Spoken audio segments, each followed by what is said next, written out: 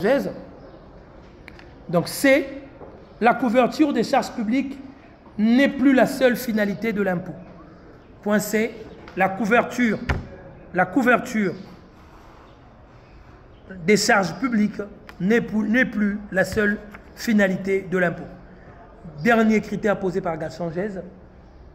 Point C, la couverture des charges publiques n'est plus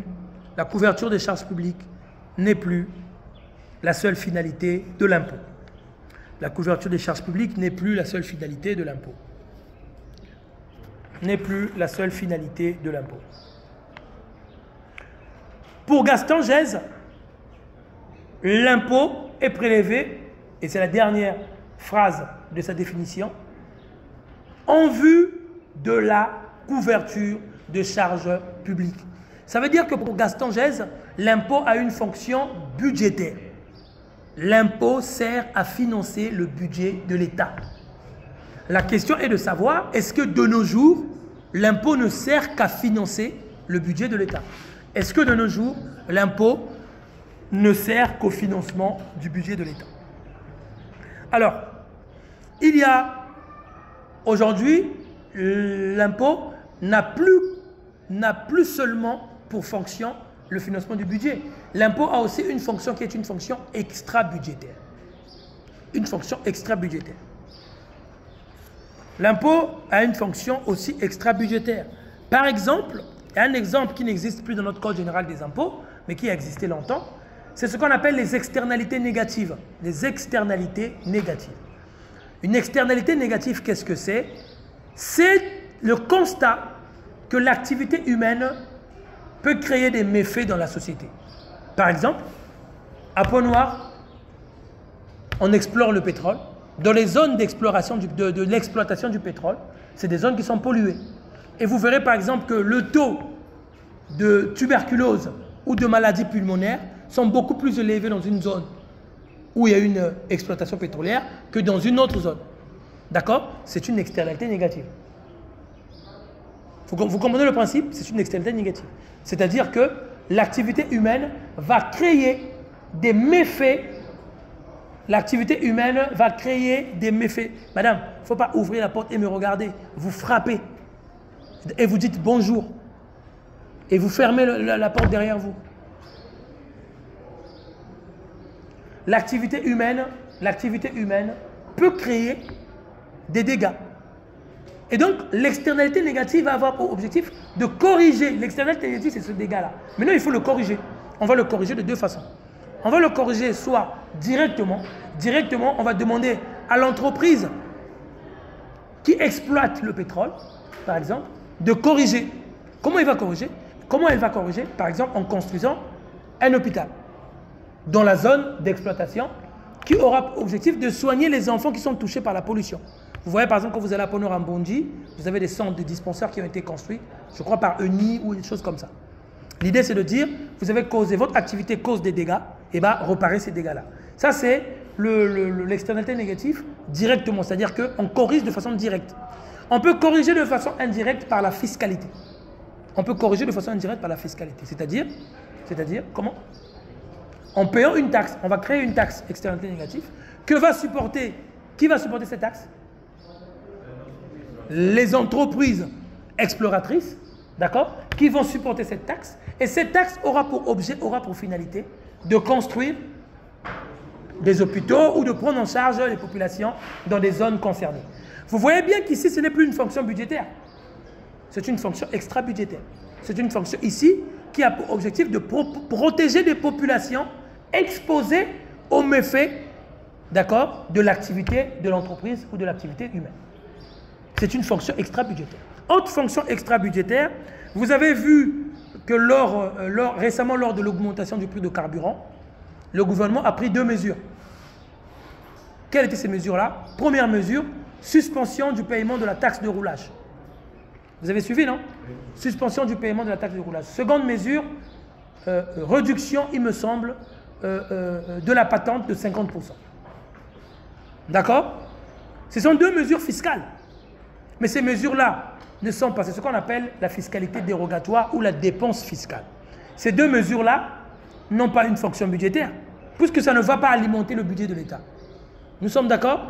Ces deux mesures-là avaient quoi pour objectif? Avaient pour objectif de faire quoi? Une stabilisation économique. C'est une fonction de stabilisation économique. Pourquoi une fonction de stabilisation économique? Lorsque l'on augmente le prix du carburant, quelle est la conséquence dans le pays? Qu'est-ce qui augmente? Le prix du transport augmente. Donc, par voie de conséquence, qu'est-ce qui augmente après l'augmentation du prix du transport? Non. Qu'est-ce qui augmente avec le prix du transport, Qu'est-ce qui augmente? Les prix de marchandises augmentent. Ça veut dire que si les prix de marchandises augmentent, ça veut dire que nous rentrons dans une inflation. D'accord? Parce que les marchandises sont transportées. Si le type qui transporte augmente le prix du carburant, repercute l'augmentation du prix du carburant, donc il va dire que chaque marchandise coûtait 1000 francs avant ça, maintenant il va dire que la marchandise coûte 1200. Le vendeur qui se voit augmenter son prix de marchandise, qu'est-ce qu'il va faire au marché? Il va aussi augmenter. Donc, par effet domino, tout va augmenter. Puisque tout va augmenter, nous serons devant une inflation. Et quand vous êtes dans une inflation, évidemment, c'est l'économie qui en berne. Et donc, avec ces mesures, le gouvernement se dit, bon, il ne faut pas, malgré l'augmentation du prix du carburant, que les transporteurs augmentent le prix du carburant. Qu'est-ce qu'on fait? On va baisser les taxes de transport qui concernent les transporteurs. De cette façon, même si le prix du carburant augmente, mais comme ils ne paieront plus la taxe de roulage, qu'ils ne paieront que la moitié de la patente, ça va baisser leurs charges. S'ils baissent leurs charges, ils n'auront plus de motivation pour augmenter le prix du transport. Vous comprenez la logique? Et si eux, ils n'augmentent pas le prix du transport, ça va éviter l'inflation. Et donc, c'est une mesure fiscale qui a pour objectif la stabilisation économique. C'est une fonction extra-budgétaire. D'accord? Ce n'est plus budgétaire.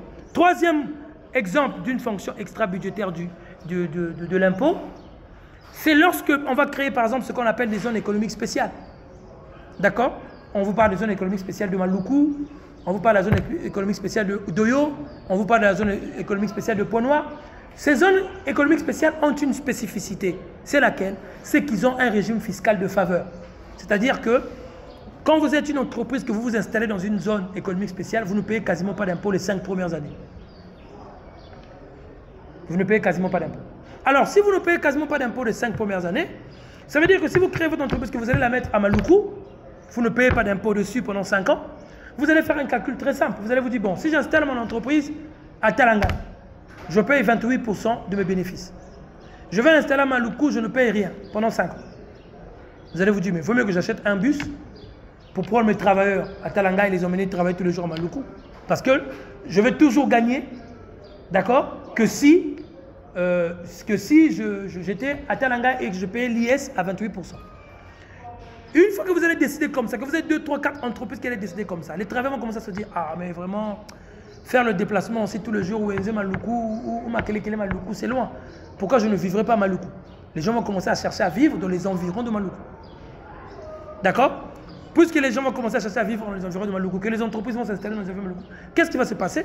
Eh bien, EDC doit aller installer le courant. D'accord? Mais ces travailleurs-là qui viennent s'installer dans la zone de Maluku, pour des raisons fiscales, ils ont des femmes, ou les femmes ont des hommes, et ils ont des enfants. Donc il faut quoi? Il faut des écoles pour les enfants. Il faut des hôpitaux pour soigner. Il faut un marché. Et fini, on a construit une ville. Voilà une zone qui était une zone où il n'y avait rien. Grâce à des mesures de faveur fiscale, on construit la ville. Donc là, la fonction de l'impôt va être une fonction de développement économique et social. C'est une fonction extra-budgétaire. Une fonction de développement économique et social. Donc vous voyez que l'impôt n'a pas qu'une fonction budgétaire, la couverture de charges publiques, comme le prétendait le grand maître Gaston Gèze, grand maître des finances publiques, mais l'impôt a aussi des fonctions extra-budgétaires. Nous avons vu qu'il peut avoir une fonction de protection des populations, peut avoir une fonction de stabilisation économique, il peut aussi avoir, l'impôt, une fonction de développement économique et social. Oui, monsieur.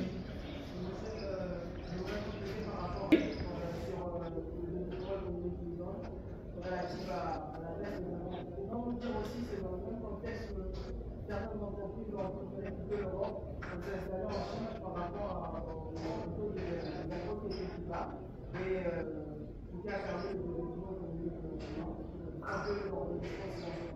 développement économique de la Chine, partiellement, mais bon, allez, oui, en petite part, hein. Mais c'est très important. Ce qu'on appelle les investissements directs à l'étranger, les IDE, ça fait développer les États. Par exemple, un pays comme le Congo, nous captons très peu des investissements directs à l'étranger. Si nous avions beaucoup d'investisseurs au Congo, il y aurait sans doute beaucoup moins de chômage.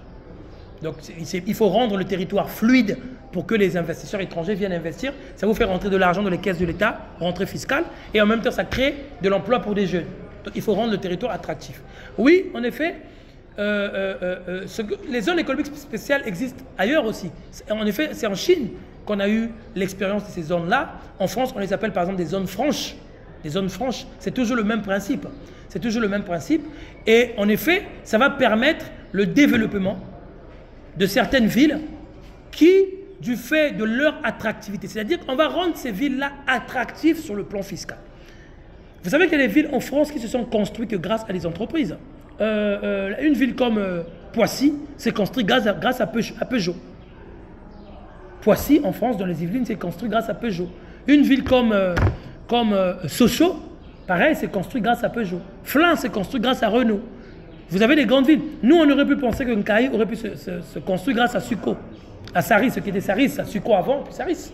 Bon, l'impact a été mineur, mais en réalité, il fut un temps où toute la ville de Nkaï ne travaillait que grâce à Saris.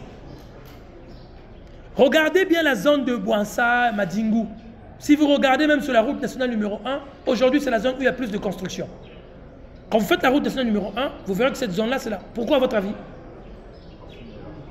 Pourquoi à votre avis? Pourquoi cette zone-là a plus de construction? Des maisons et compagnie. Pourquoi à votre avis? C'est la société Dangote. C'est Dangote. Dangote est installé pas loin. À Bouansa. Donc tous les travailleurs de Dangote, ils se disent, au lieu d'aller s'emmerder, aller construire à Braza ou à Pont-Noir ou à Dolisie, eh ben on va construire dans les environs. Donc ils construisent dans les environs.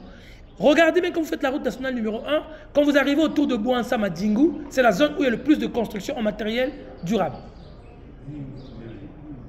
Faites bien le constat, vous verrez. Eh bien, c'est le fait qu'il y a cette entreprise-là qui est construite autour et qui favorise le développement économique de cette zone. Et donc, le rôle de l'État par l'impôt, c'est de faciliter justement cette installation-là, ce développement de cette zone-là, grâce au régime de faveur fiscale qu'on accorde aux entreprises. Là, l'impôt devient un outil de développement économique. Est-ce qu'il y a d'autres questions? Est-ce que vous avez d'autres questions?